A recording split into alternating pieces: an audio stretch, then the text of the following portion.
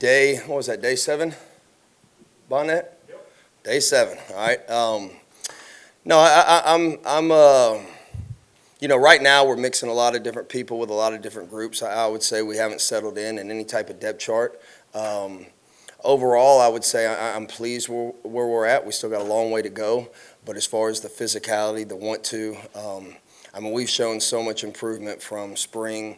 I thought the guys did a really, really good job in summer on their own, really learning the playbook, and then you can see it's carried on in the fall. Right now, we pretty much have 90% of our playbook in, and we're calling it all. So there's a lot on their plate mentally, but I feel like they're doing a pretty good job. Still looking for some more consistency out of the unit, but overall pleased with where they're at. So after that, I'll open it up.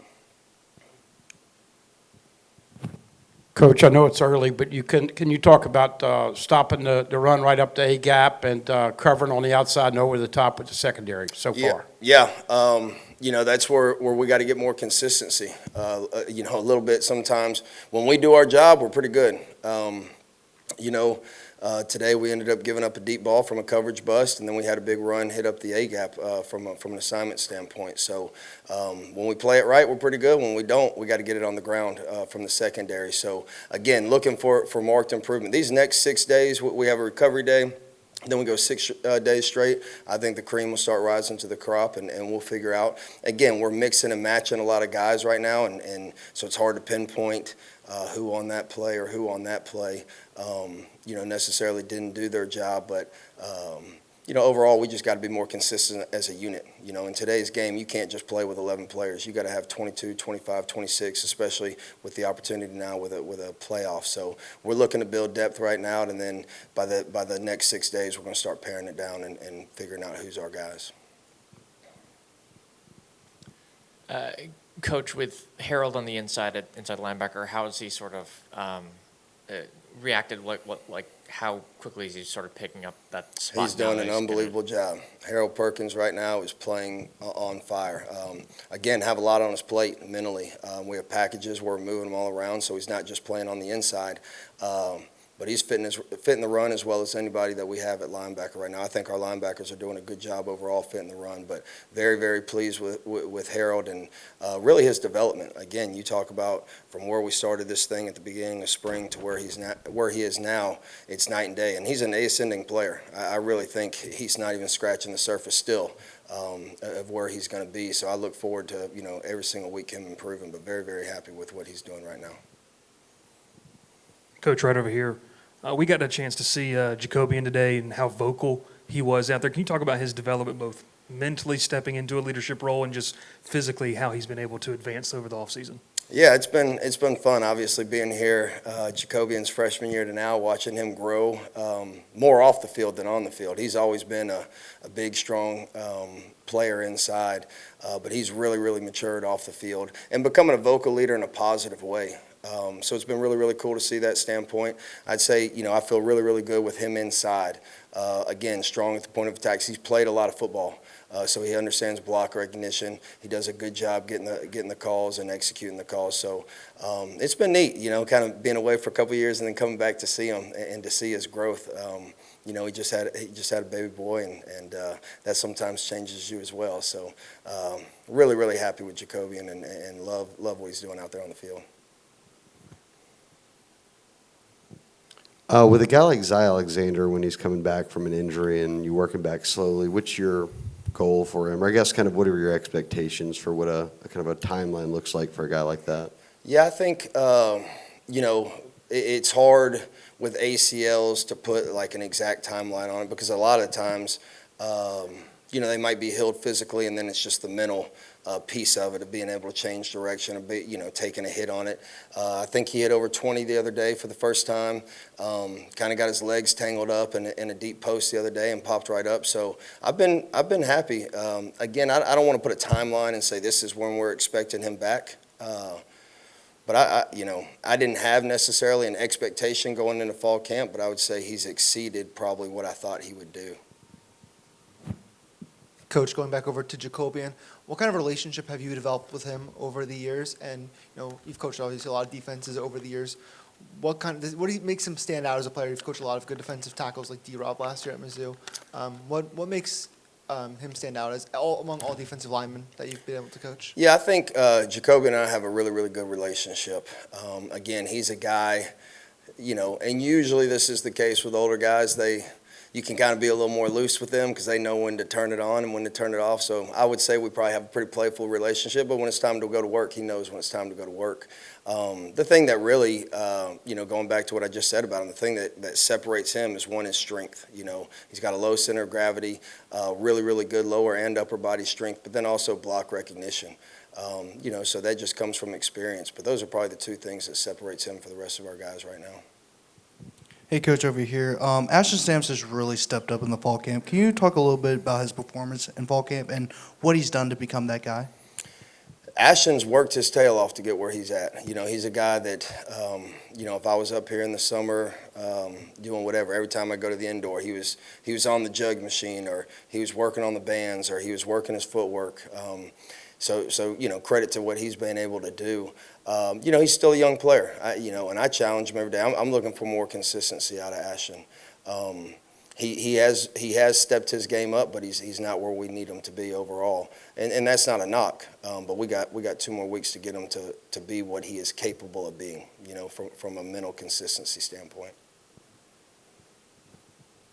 Coach, this is your second stint here at LSU. You did a heck of a job in Missouri, but when you got that phone call to come back here, what was it like for you? Oh, good question. In all honesty, it was bittersweet. I knew this was home. I knew this was my family's home, but at the same time, I enjoyed my time in Missouri. Coach Drinkwitz and that staff, really, really close with the players up there. And obviously, anytime you're riding the high of a Cotton Bowl championship, it always makes it, more difficult. But at the end of the day, this is home. And this is one of the few jobs, complete transparency, that I told Coach Drinkwitz with, if they do call, I'm going to listen. And so we got a very good relationship, was honest throughout the entire process.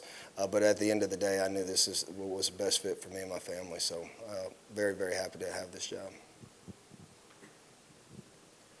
Coach, now that you've gotten a couple weeks of camp under your belt, what do you think the identity of this defense will be, and what are you hoping to see it become? What I want it to be, or what we are right now? Right now, I'll be honest, we're inconsistent. What I want it to be, if we do our job, I think we got a chance to be pretty good. I really do. I think we have all the pieces in place to have a good defense. What I want to see is a little more player-led accountability, and guys just doing their job on a consistent basis. If we do that, we can have a good year. We're not there yet, but I think we have really good speed. I think we're physical. We're still improving as a tackling unit right now, but we have shown improvement from the spring. I think our guys really work hard at it. You don't have a lot of opportunities to tackle live throughout fall camp, but we work hard on it, through drill work and whatnot. But I think we have a chance to be pretty good. We just got to be more consistent.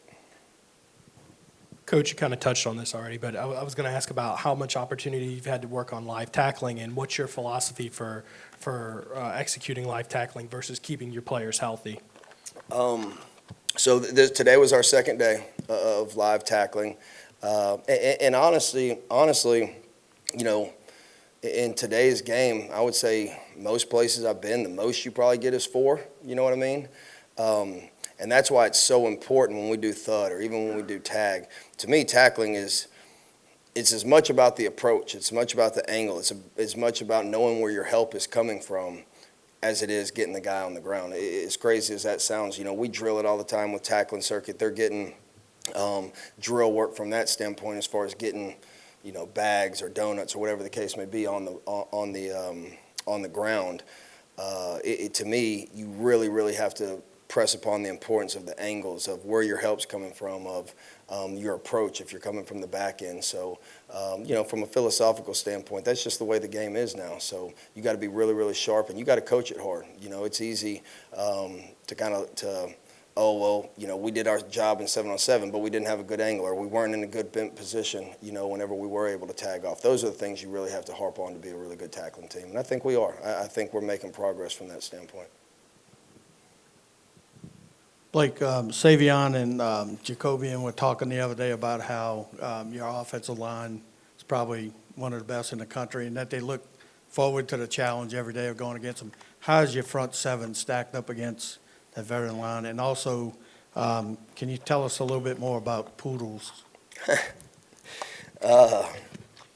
Yeah, sure can. The first part of the question is, I think our offensive line is fantastic. I think they're experienced. I think Coach Davis does a really, really good job. I think they're physical. They play hard. I thought the same thing about them when I went against them last year at Missouri. So, I know they got one new starter, but they're a very cohesive unit, played a lot together. Again, inconsistent. Sometimes we hold up really well, and then sometimes we don't. So, again, I know I keep harping on that word, but again, when we play with proper technique and do what we need to do, we can hold our own in there. And then as far as, oh yeah, I do believe we have one of the best, if not the best, offensive lines in the country. So for sure, it's gonna make us better. And it gives you a fair evaluation. Sometimes you're on some teams where the offensive line might not be that good, and then you get it in the fall, and you're like, oh, we're not as good as we thought we were on defense. So. They're a very good challenge for us every day, but it definitely gets us better. And then Poodles, that's lack of physicality or trying to show up your teammate. If a big thing to me is body language. If a guy gets beat deep and he puts his palms up, that's a Poodle. If we turn down a hit, that's a Poodle. So we don't want Poodles. Hey, Coach. Coach Kelly and several of your players have talked about paralysis by analysis. That's what they want to avoid, and that they're doing less thinking, and it's more playing football. Can you speak to that and what you're implementing from that aspect? Absolutely. I think our scheme is very user-friendly, very player-friendly. We really do work hard. Sometimes, it takes some time, but we do a really good job, I think, as a staff, compartmentalizing things, putting things in buckets, trying to give them some word association so it's clicking with them pretty quickly. And I think our guys are playing really fast, sometimes too fast, and that's sometimes part of our inconsistency right now. But in all honesty, that's okay. Sometimes you'd rather have to pull the chain back than have to kick them on the booty on the way out the door. So. We just got to slow them down in some instances. But I think our kids are playing fast. Again, I think it really has to do with the way we implement the scheme. And then I think we got really good, teachers. When you look at our coaching staff, these guys have coached in a lot of different schemes. They understand football. They understand concepts. But I think that's the biggest thing. And then the second part of it is communication. I think our guys have really stepped up from a verbal communication standpoint, pre-snap and post-snap, which allows us to play faster. And it builds trust in the unit. So, again, once we start separating the units a little bit and not mixing and matching so many bodies, I should see an uptick in that just because you're working with the same one or two guys, on a every snap basis. Coach over here, so I know you and Coach Sloan were together at Louisiana Tech, and just being together, and now, fast forward now at LSU, what have you seen from him as a coach from then to now, and just talk about yourself as well and how you think you've grown since your time at Tech? I think Joe has, I always say as coaches, you know what you know, and Joe was with Skip Holtz for a really, really long time. And so he knew that offense. And I think with him coming here for that year and learning a different scheme, and then he's really, really smart. And so for him to be able to build on that and really make it his own, again, playing them last year to seeing what we see in the fall, it's not the same offense. It's cool, and I give it credit to him that you know what you know, but he's been able to make it his own and build on what they did last year. So it's been neat to see. As far as me, I look back at those years and I'm like, man, I was an idiot a bunch of times, man. And it just comes with experience. You look at some of the things that you might have done from a schematic standpoint that now probably are like, man, we got lucky as hell if that works. So, and just the game has slowed down. Your first couple of years as a play caller, especially on defense. Offense is probably usually more off of a call sheet where defense might be a little bit more off field. The game has definitely slowed down over the last 10 years. Coach, a guy like Whit Weeks, we saw some flashes from him as a freshman. Just what do you see from him so far in camp, and how can he kind of step up to kind of maybe give the other linebackers a breather, or just step up whenever they decide that their time here is done after the season? Witt is a phenomenal football player, extremely hard worker, never takes a play off. His effort is second to none. He can really run. He's going to play. He's going to be an integral part. He's just not a backup. You know, I look at it in my room, and I know you asked specifically about Witt, but I do believe we have 4 starters in that room, so he's going to play a ton. And I think he just needs to keep doing what he's doing. He's very inquisitive. He's always wanting to know what he can do better, and he's really improved his game. So I'm very pleased with where he's at. Hey, Coach, right here. You know, with the defensive line kind of being young and inexperienced, how important is it to have 2 coaches like Bo Davis and Coach Peoples?